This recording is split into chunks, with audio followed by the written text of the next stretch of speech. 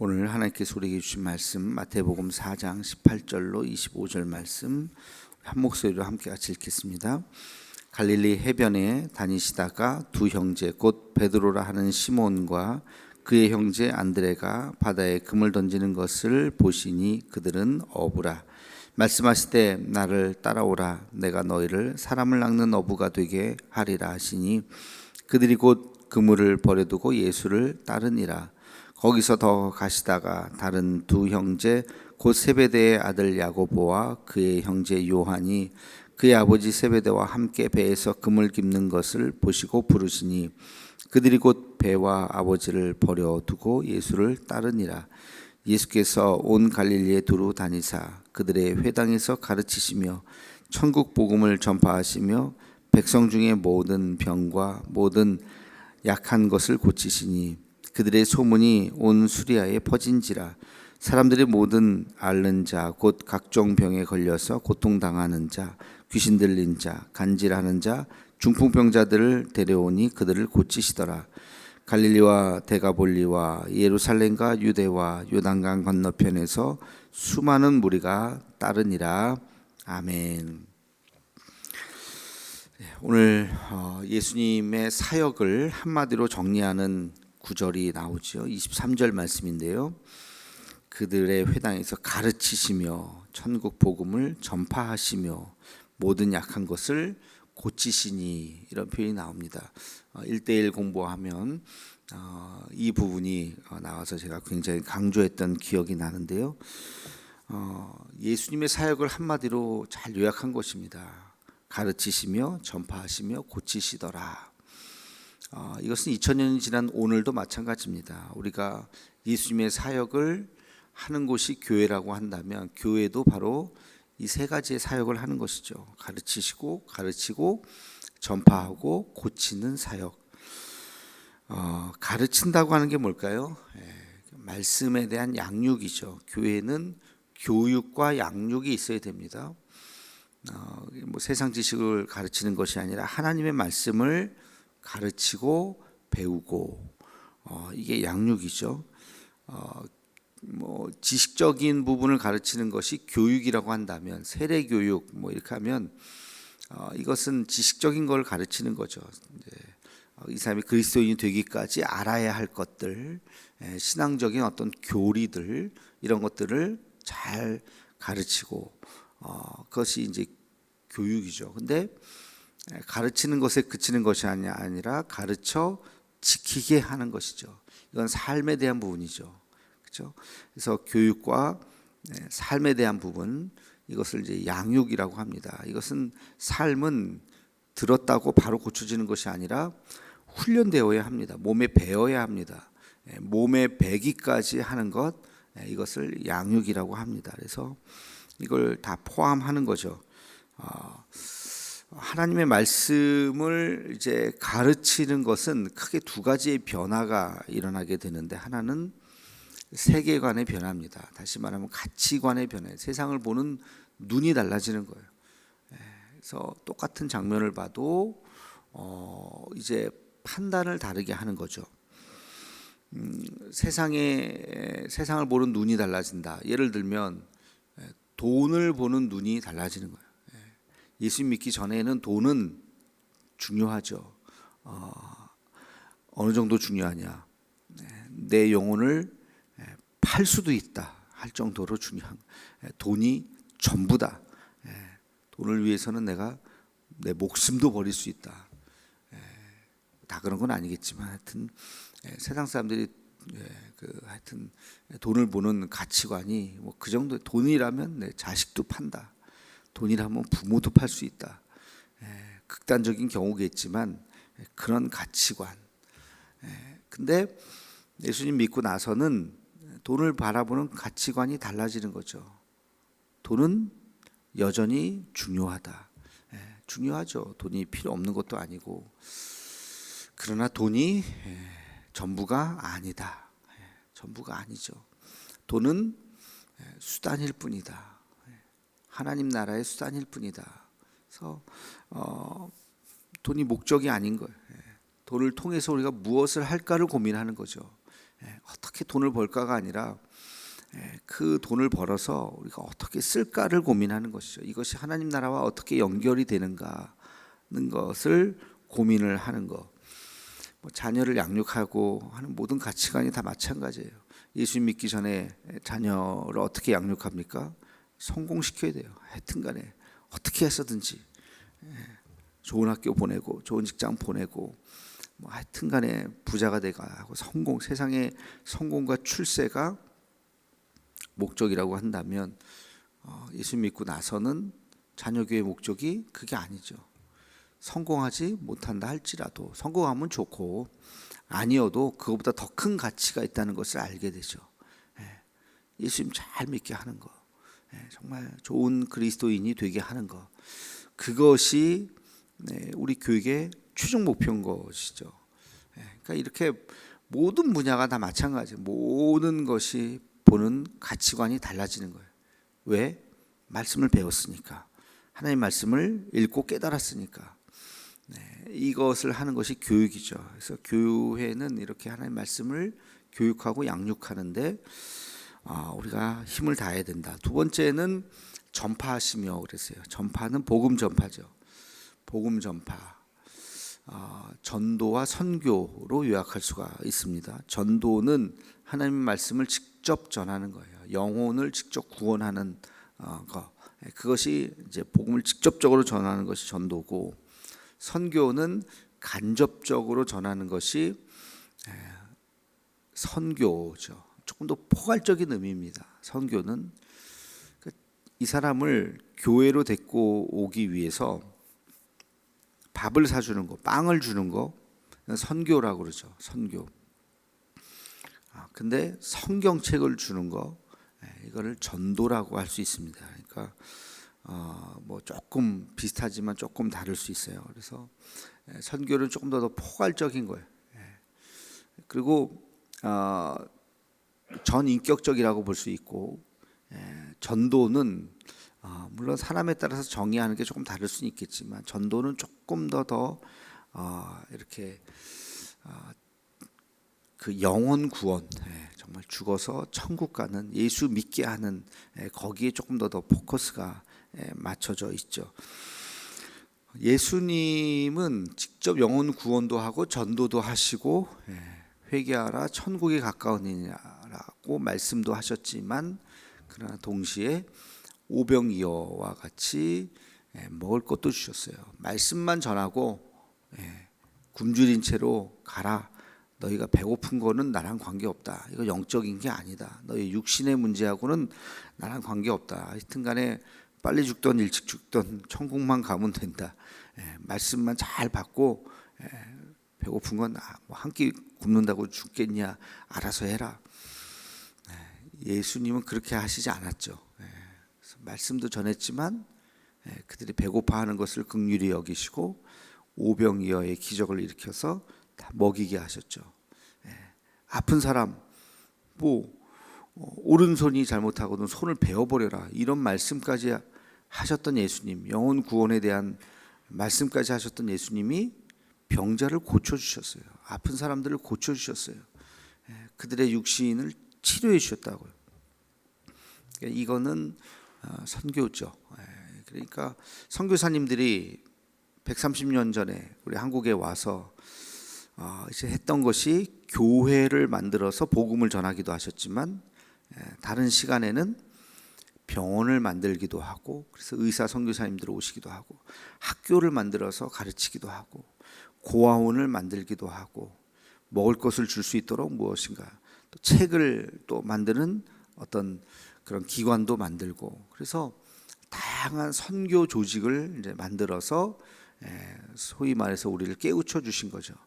글도 가르치고, 성경을 읽어야 되는데 글을 모르니까 글도, 그리고 가치관도, 아무튼 이런 것들이 선교죠. 그래서 교회는 이 두 가지를 동시에 다 해야 되는 겁니다. 복음을 전하기도 하고, 직접적으로 전하기도 하고, 또 우리가 간접적으로 또 선교하기도 하고, 이 두 가지를 다 해야 된다.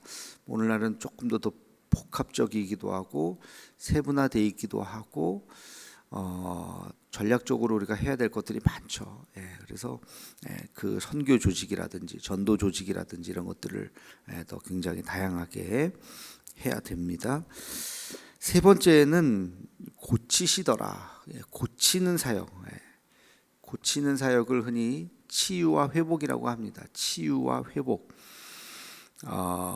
우리가 살면서 우리 육신도 그렇고 우리 영혼도 그렇고 살면서 이렇게 살다 보면 병들죠, 다치죠, 상처나죠. 우리 몸도 그렇잖아요. 몸도 몸 속도 그렇고 겉도 그렇잖아요. 막 이렇게 깨지고 부러지고 이렇게 찢어지고 우리 몸도 그렇고 마음도 살다 보면 사람들하고 대화하고 이렇게 하다 보면 마음에도 찢어지고 상처나고 멍들고 썩고 심지어는 그런 게 있어요. 다쳤는데 상처가 났는데 그냥 가만히 있으면 어떻게 돼요? 덧나죠. 이거 치료 잘못하면 나중에 곪죠. 그러면 심각해지잖아요. 그러니까 상처 났을 때 빨리 그거를 잘 이렇게 치료를 해야 됩니다. 계속해서 다 나을 때까지. 육신도 그렇고 우리의 마음도 마찬가지.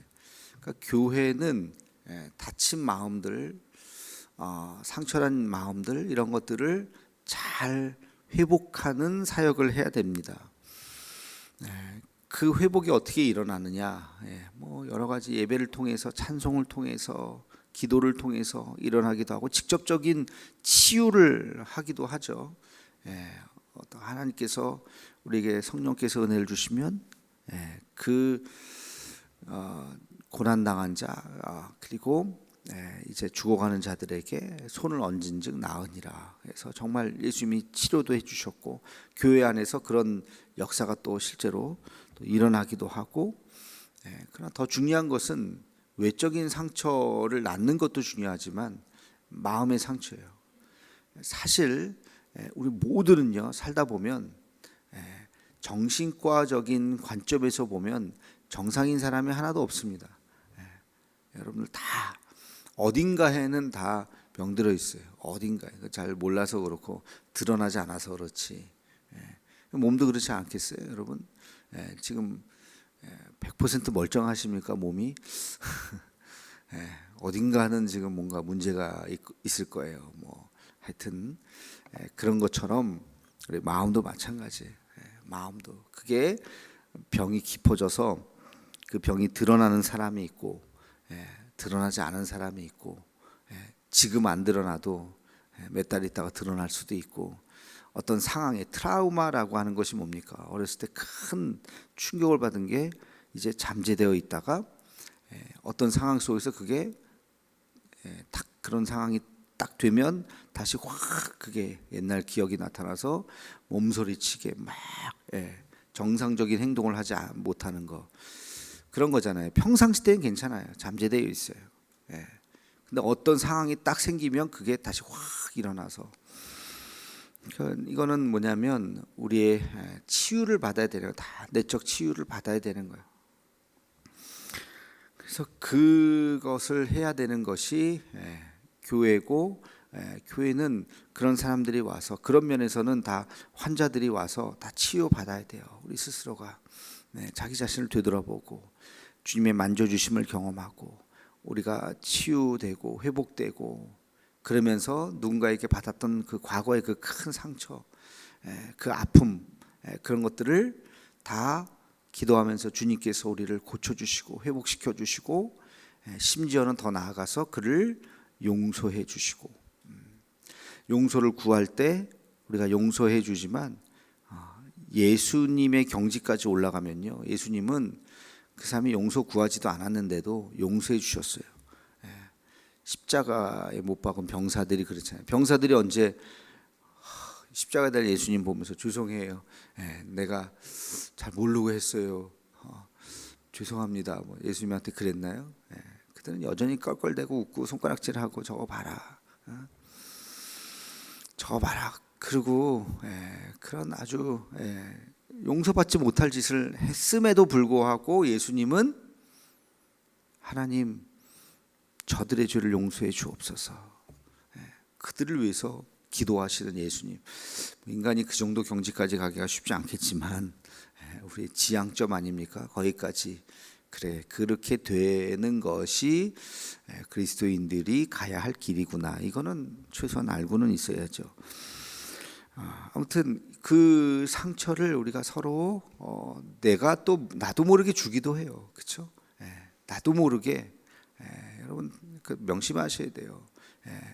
여러분으로 인해서 상처받은 사람들이 있습니다. 저도 그렇게 생각해요. 저도 제가 누굴 상처 주려고 하겠습니까? 목사로서 여러분들하고 무슨 내가 원수를 줬다고? 근데도 저도 모르게 상처를 줄 수 있겠죠. 저에게 상처받으신 분들도 있을 수도 있겠죠. 그래서 저도 조심하고 그러죠. 여러분 다 마찬가지예요. 다. 그러니까 우리는 겸손해야 되고 말과 행동에 늘 그리고 스스로의 받았던 상처도 그래. 저 사람에게 상처 받았는데 저 사람이 나를 미워해서 상처 준 게 아닐 수도 있다. 그냥 지나가는 말인데 나한테는 굉장히 상처가 됐지만 그래 저 사람 기억 못할 수도 있다. 그러면서 자기 마음을 회복시켜 주시고 하나님 내가 그 말로 인해서 그 행동으로 인해서 상처받았는데 하나님께서 나를 고쳐 주시옵소서 회복시켜 주시옵소서. 하나님이 우리에게 은혜 주시면 또 회복이 돼요. 그러면 또 그 사람하고 관계가 또 회복이 되는 거예요. 그러면서 이 스스로 이런 또 은혜를 받고 다시 회복되는 것이 있어야 됩니다. 아무튼 교회는 그런 치유와 회복의 역사 그리고 뭐 살다 보면 뭐 이혼도 한다든지 뭐 사별을 한다든지 자식을 잃는다든지 참 사랑하는 가족을 잃는다든지 얼마나 큰 상처들이 있어요, 그죠? 그런 사람들에게 다가가서 예수님의 사랑을 전하고 공동체 안에 있는 사람은 물론이고 공동체 밖에 고아들 얼마나 큰 그 하루하루의 삶이 얼마나 큰 상처겠어요, 그죠? 고아로 자란다는 거, 자기를 사랑해주는 부모가 없다고 하는 것은 외로움의 아주 극한 경지입니다. 성인이 되어서도 가끔 부모님 없으면 쓸쓸하고 어버이날 다가오면 좀 마음이 착잡하고 그런데 어린아이 사랑을 받아야 되는 어린아이가 부모가 없다는 것은 그거는 참 이루 말할 수 없는 참 큰 아픔이죠. 그들의 그 상처를 싸매어 줄 수 있는 것이 그 교회가 되어야 되는 거예요. 그 사랑을 전하고 그래서 이런 어떤 사회적인 또 아픔들 큰 대형 재난과 사고 이태원 참사 같은 그런 큰 재난과 이럴 때 정말 한두 명이 아니잖아요. 그 아픔을 가졌고 있었던 세월호 때도 마찬가지고 그런 분들을 위해서 우리가 기도하고 동역하고 하나님의 치유하심과 하나님의 회복의 역사가 있기를 우리가 어떤 모양으로라도 같이 동참하는 이런 것들이 우리에게 필요하다. 이게 예수님의 사역이셨고 우리도 그 사역을 오늘날에는 훨씬 더 복잡해지기도 하고 광범위해지기도 하고 또 디테일해져야 하기도 하겠죠. 그래서 그런 일들을 해야 한다는 것입니다. 그래서 이 세 가지의 예수님의 삶을 이렇게 세 가지로 딱 요약했는데 아주 중요한 것이고 또 우리 개인적으로도 여러분 적용하셔야 되고 교회적으로도 적용해야 되고 우리 기독교계 전체적으로도 우리가 이런 일들을 잘 하고 있는가 이 기준에서 살펴보아야 합니다. 그래서 우리가 이 사역을 우리도 잘 감당하는 우리 교회와 우리 교우들이 되기를 주의 이름으로 축원합니다. 기도하겠습니다. 사랑의 주님, 예수님의 세 가지 사역을 다시 한번 우리가 살펴보면서 가르치시고 전파하시고 고치시는 이 사역들 우리가 말씀으로 잘 배우고 양육되어야 하고 또 복음을 전하고 또 선교해야 하며 그리고 나 자신도 치유되고 또 이웃들도 치유되고 회복되고 치유와 회복의 역사가 일어나는 그런 우리 교회 우리 개인들이 될 수 있도록 인도하여 주옵소서. 우리 교회가 앞으로 해야 될 일이라면 이 세 가지 일들 더 잘할 수 있도록, 더 집중할 수 있도록 우리가 또 마음을 모으는 우리 대도의 가족들 되게 하여 주옵소서. 예수님의 이름으로 기도하옵나이다. 아멘.